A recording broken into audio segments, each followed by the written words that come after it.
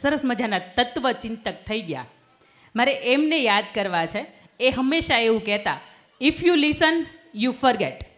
તમે માત્ર સાંભળશો તો તમે ભૂલી જશો. If you write you remember. તમે લખી રાખશો, ક્યાંક કોઈક બોલતું હોય, આપણે કંઈક સાંભળ્યું હોય, એ તમે ક્યાંક લખી રાખશો તો તમે યાદ રાખશો. But if you do you know it. પણ તમે એને સમજશો, તમે એને સાંભળવાની કોશિશ કરશો અને તમારા જીવનની અંદર ઉતારશો, તમે એનું અનુકરણ કરશો, તો ચોક્કસ તમારામાં પરિવર્તન આવશે, આવશે ને આવશે. પરિવર્તન છે એ આપણા સંસારનો નિયમ છે ને. પહેલાંના સમયમાં બળદગાડા હતા, હવે આપણે 4 વ્હીલો આવી ગઈ. પહેલાંના સમયમાં આપણે નદીએ પાણી ભરવું હોય તો આપણે નદીએ બેડું લઈને જવું પડતું. આજે આપણે નળ ખોલીએ ત્યાં આવી ગયું. પહેલાંના સમયમાં ગવર્મેન્ટ શાળાની અંદર જ આપણે ભણ્યા છીએ. આજે આધુનિક એવી હાઈ પ્રોફાઇલ, હાઈ ટેકનોલોજીવાળી સ્કૂલો આવી ગઈ. પહેલાંના સમયમાં ચલો આપણે પહેરવેશમાંય બદલાવ કર્યો, આ પરિવર્તન આપણા બધામાં આવ્યું. પણ આપણા ઘરનો ગોળો હોય ને એને આપણે 1 વર્ષે 1.5 વર્ષે બદલી નાખતા હોઈએ ને. આપણે જે મોબાઈલ વાપરીએ છીએ એને ખબર છે કે 6-8 મહિને 1 વર્ષ દિવસે મોબાઈલની અંદર સોફ્ટવેર અપડેટની જરૂર આવે ત્યારે એને અપડેટ કરીએ છીએ. પણ આ બધામાં પરિવર્તન આવ્યું, પણ આપણા અંદર બહારથી આવ્યું. આ પરિવર્તન આપણી અંદરથી હજી નથી આવ્યું. આવ્યું છે? તમે મને વરાછામાં મૂકો તોય ભલે ને વેસુમાં મૂકો તોય ભલે, આપણે હતા એ નહીં. આપણે અમરેલીમાં હોય તોય ભલે ને અમેરિકામાં હોય તોય ભલે, આપણે હતા એ ના એ. આપણામાં પરિવર્તન આવે, આપણા વિચારમાં પરિવર્તન આવે, આપણા વ્યવહારમાં પરિવર્તન આવે, આપણી વાણીમાં પરિવર્તન આવે અને કોઈને જોઈને આપણને દયા ભાવ ઉપજાવે.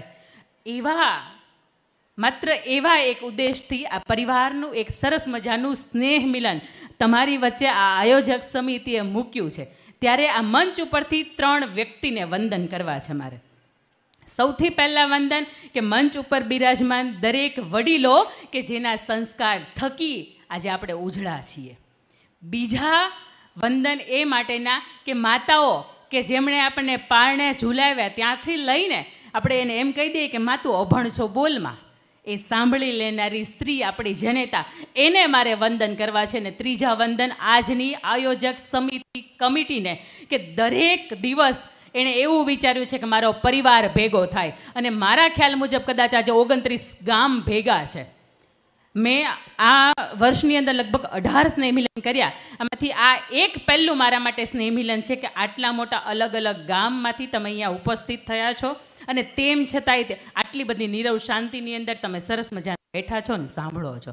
એક વખત એ માટે તાલી પાડો કે આયોજક સમિતિ રાત દિવસ સૂતી નથી. અને એમાં ગઈકાલની રાત હતી ને એની અંદર તો આખું રિહર્સલ આવ્યું હશે. આમ બેસાડશું, આમ કરશું, કોઈની અગવડતા થશે, કોઈની સગવડતા થશે.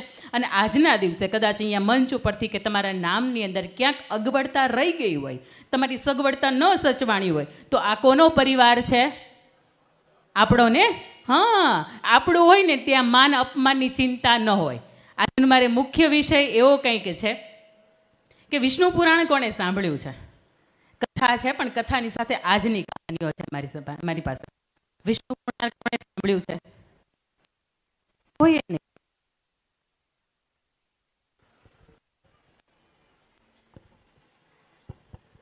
વિષ્ણુ પુરાણની અંદર સમુદ્ર મંથનની કથા આવે છે. હા કે ના? હા. તો હવે તમને હું એક સવાલ પૂછું છું, એના માટે મારી પાસે સરપ્રાઈઝ ગિફ્ટ છે. બરાબર? હવે આ કથા જેણે સાંભળી હોય અથવા તો સમુદ્ર મંથનની વાત જેણે સાંભળી હોય એ લોકોએ મને જવાબ આપવાનો. એ હાથ ઊંચો કરીને, સમૂહમાં બિલકુલ નહીં બોલતા, કારણ કે સમૂહમાં મારી પાસે ગિફ્ટ વિતરણ ન થાય. સમુદ્ર મંથનની કથાની અંદર સમુદ્રની અંદર જ્યારે દેવો અને દૈત્યો સમુદ્ર વલોવતા હતા, એક આ બાજુ લઈ જાય ને એક આ બાજુ લઈ જાય, સમુદ્રનું વલોવાત ચાલતો હતો. એની અંદરથી કેટલા પદાર્થો અથવા તો કેટલા રત્નો બહાર નીકળ્યા? Rise your hand if you have answer. આપ દાદા, આપને પણ મારો સવાલ છે કે સમુદ્ર મંથનની અંદરથી કેટલા રત્નો અથવા તો કેટલા પદાર્થો બહાર નીકળ્યા હતા? તો પછી મારો વિષય કદાચ મને એવું લાગે છે કે અહીં યોગ્ય સ્થાને છે. તો એના માટે મારી પાસે જે પુસ્તકની ગિફ્ટ છે એ રહેશે મારી પાસે. ચલો હું તમને આન્સર આપું એનો. 14 રત્નો હતા, 14 પદાર્થો હતા. ઘણાને એવું છે કે તો મને ખબર હતી, 13 પછી તો 14 આવે જ, જેમ 14 કોટી બ્રહ્માંડ હોય ને એમ. એની અંદરથી સૌથી પહેલું નીકળ્યું હતું હળાહળ ઝેર. અને સૌથી છેલ્લું નીકળ્યું હતું અમૃત. તો આપણા જીવનની અંદર પણ ઝેરથી લઈને અમૃત સુધીની યાત્રા એટલે આપણા મનનું મનોમંથન. અને એ શરૂઆત કરું એ પહેલાં એક નાનકડી મજાની વાર્તા કહીશ કે એક વૃદ્ધ બા હતા. વર્ષો પહેલાં અંધારિયો યુગ હતો અને આ બા હતા એ દરજીનું કામ કરતા હતા. એક વખત રાત્રે એ ગામની અંદર ગામની ચોકની અંદર અંજવાળું હતું અને ત્યાં વાંકા વાંકા કંઈક ગોતતા હતા. ગામના યુવાનો ત્યાંથી પસાર થયા. એણે પૂછ્યું, બા શું શોધો છો? એટલે બાએ કહ્યું કે મારી સોય ખોવાઈ ગઈ છે. એટલે યુવાનોએ કહ્યું, અમે મદદરૂપ થઈએ. એટલે બા કે સારી વાત છે, મારે તો હું તો વૃદ્ધાવસ્થા આવી ગઈ છે મારી, અને વાપરવામાં તકલીફ છે. સરસ વાત છે, તમે મને શોધવામાં મદદરૂપ થાવ. ખૂબ 5-10 મિનિટ બધાએ પ્રયત્ન કર્યા પણ ક્યાંય સોય મળી નહીં. એટલે બાને ફરીથી પેલા યુવાનોએ પૂછ્યું કે તમને એક્ઝેક્ટ ખબર છે ક્યાં ખોવાણી છે? એટલે બા કે હા. તો કે તો તમે એક્ઝેક્ટ આપો ને તો ખબર પડે કે આપણને એ જ જગ્યા ઉપર શોધવાની. એટલે બાને પૂછ્યું તો બા કે મારી ઝૂંપડી છે ને એની અંદર ખોવાણી છે. તો પહેલાં લોકો તો હસવા માંડ્યા કે ભાઈ બા તમારી ઝૂંપડીમાં સોય ખોવાણી તો તમે અહીંયા ગામના ચોકમાં કેમ ગોતો છો? એટલે બા કહે કે અહીંયા અંજવાળું છે ને એટલે અહીંયા અંજવાળું છે એટલે કે હું ગોતું છું. તો ઓલા બધા દાદા એટલે જે બધા યુવાનો હતા એણે એવું કીધું કે બા તો તમે મૂર્ખ કહેવાઓ, અંજવાળું હોય એની અંદર ન મળે. કદાચ અહીંયા સૂર્યનારાયણ બપોરના મધ્યાહનના તપતા હોય ને તોય અહીંયા તમારી સોય નથી ખોવાણી એટલે તમને અહીંયા નહીં મળે. તમારી જ્યાં ખોવાણી છે ને ત્યાં જ તમને મળશે. તો એ બાએ એવું કીધું કે તો હું એક મૂર્ખી ન કહેવાઉં, મારી સાથે ઘણા બધા લોકો મૂર્ખ્યા કહેવાય. એટલે કે કેમ?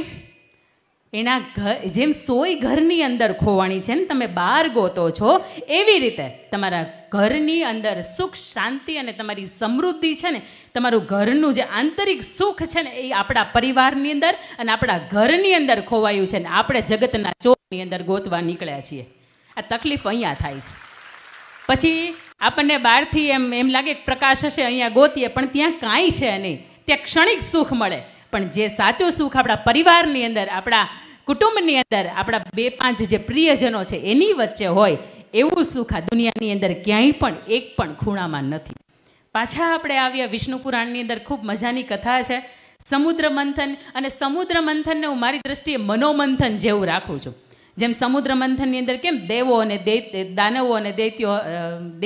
દાનવો હતા, એની જેમ આપણા મનની અંદર સકારાત્મક અને નકારાત્મક વિચારો છે. આપણે અહીંથી કૂદકો મારવો હોય ને તો પહેલો વિચાર આવે કે મારી જાઓ, પાછો બીજો વિચાર આવે કે ના પગ ભાંગશે, નથી મારવો. થાય છે ને ઘણી વખત કોઈ પણ કામની આપણે શરૂઆત કરીએ એટલે 2 વિચાર આપણા મગજની અંદર આવે, એક સારો આવે ને એક નબળો આવે. સૌથી પહેલું એની અંદરથી જે 14 પદાર્થો નીકળ્યા હતા ને એ આપણને જીવન જીવવાની કળા શીખવે છે. જો તમે વિદ્યાર્થી હોય તોય ભલે, જો તમે આદર્શ ગૃહિણી હોય તોય ભલે, આદર્શ માતા હોય તોય ભલે, આદર્શ ઉદ્યોગપતિ હોય તોય ભલે, કે પછી આદર્શ પરિવારના મોભી હોય તોય ભલે. આ 14 રત્નોની કથા છે ને એ ખૂબ મજાની તમને કહાની, તમને એની જે વાર્તાઓની અંદરના જે પ્રાસંગિક છે ને એ તમને મજાનું શીખવે છે. સૌથી પહેલું હતું હળાહળ ઝેર. ઝેર છે એ જીવનની અંદર નકારાત્મકતાનું પ્રતીક છે. ઘણી વખત કોઈ સ્થળ હોય ત્યાં તમે જાઓ ને તોય તમને ખરાબ વિચારો આવે.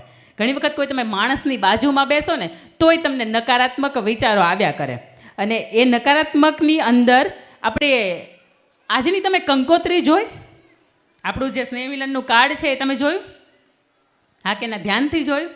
એમાં જે પહેલું પેજ છે, સૌથી પહેલું પેજ, એમાં કયા 2 મહાનુભાવોના ફોટા છે? ડાબી બાજુ સરદાર વલ્લભભાઈ પટેલ ઊભા છે અને જમણી બાજુ સ્વામી વિવેકાનંદ ઊભા છે ને.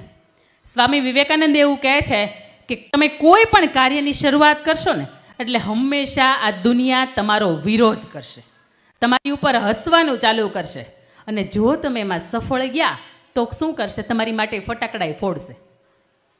તમે કોઈ પણ કાર્યની શરૂઆત કરો ત્યાંથી તમે પરિણામ આવે ને ત્યાં સુધીમાં આ સમાજ છે તમારી ઉપર હસશે અને છેલ્લે તમને કોંગ્રેચ્યુલેશન્સ કહેવાય આવશે. તમે શફીન હસન ઓળખો છો? સૌથી યંગેસ્ટ અને સૌથી નાની ઉંમરનો 21 વર્ષની ઉંમરે યુપીએસસી એક્ઝામ પાસ કરીને આપણા ભારતની અંદર એ ભાવનગરનો, આપણા ગુજરાતની અંદર એ આઈપીએસ અધિકારી બન્યો છે. એ વ્યક્તિએ એવું કીધું હતું કે જ્યારે હું 17-18 વર્ષનો હતો અને ત્યારે હું યુપીએસસીની તૈયારી કરતો હતો ત્યારે આખા ગામે મને એવું કીધું હતું કે તું મધ્યમ પરિવારમાંથી આવે છે એટલે તારે ભણવું જોઈએ, કોઈ નોકરી કરવી જોઈએ અને પરિવારને મદદરૂપ થવું જોઈએ. તારે આ યુપીએસસીના ધંધા ન કરાય ને એની અંદરથી કોઈ પાસ થતું નથી.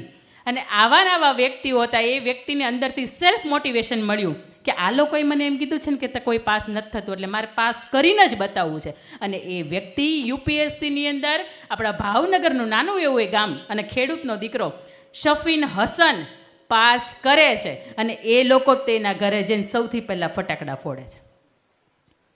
નકારાત્મક આપણને કોઈ એમ કહે ને કે તું આ નહીં કરી શકે, you can't do it, then you do it.